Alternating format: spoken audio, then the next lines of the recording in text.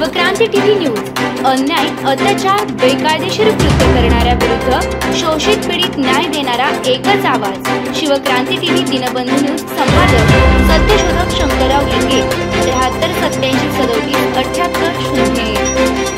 महाराष्ट्रातील बहुतांश धरणे मान्सूनच्या चांगल्या पावसामुळे जवळजवळ क्षमतेच्या पातळीवर नियर फुल कॅपॅसिटी आहेत। पश्चिम महाराष्ट्र, कोकण विभाग आणि विदर्भ या भागात चांगला पाऊस झाल्यानं धरणांना चांगली आवक होत आहे।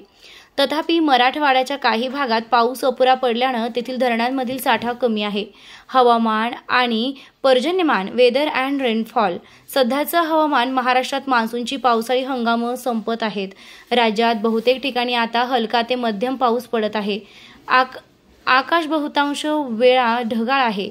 पर्जन्यमान या वर्षी महाराष्ट्रातील सरासरी चांगले झाले आहे। कोकण आणि गोवा सरासरीपेक्षा जास्त पाऊस। मध्य महाराष्ट्र, पुणे, अहमदनगर सरासरी पाऊस।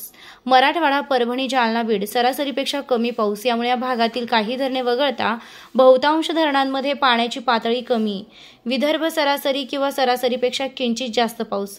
एकूण परिणाम पाणी पुरवठा, पिण्याच्या पाण्याचा तसेच शहरी पुरवठ्याचा तुटवडा यावर्षी होण्याची शक्यता कमी आहे।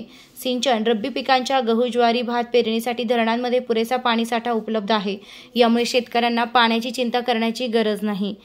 जलविद्युत निर्मिती, कोयनासारख्या प्रमुख जलविद्युत प्रकल्पांमधून चांगली विद्युत निर्मिती होत आहे, ज्यामुळे राज्याला वीज पुरवठ्यात मदत होत आहे। मराठवाड्यावर लक्ष केंद्रित। अपुऱ्या पावसामुळे मराठवाड्याच्या काही भागात विशेषतः परभणी, जालना पाण्याची टंचाईची समस्या निर्माण झाली आहे। तेथे पाणी पुरवठा टँकरमधून करण्यात येत आहे। निष्कर्ष एकूणच महाराष्ट्रातील धरणांची सद्यस्थिती समाधानकारक आहे आणि पुढील उन्हाळ्यापर्यंत पाणी संकट टाळण्यासाठी पुरेसा पाणीसाठा उपलब्ध आहे। मराठवाडा विभागाच्या काही भागांसोबतच अपवाद वगळता राज्यात पाण्याची चांगली तरतूद झाली आहे।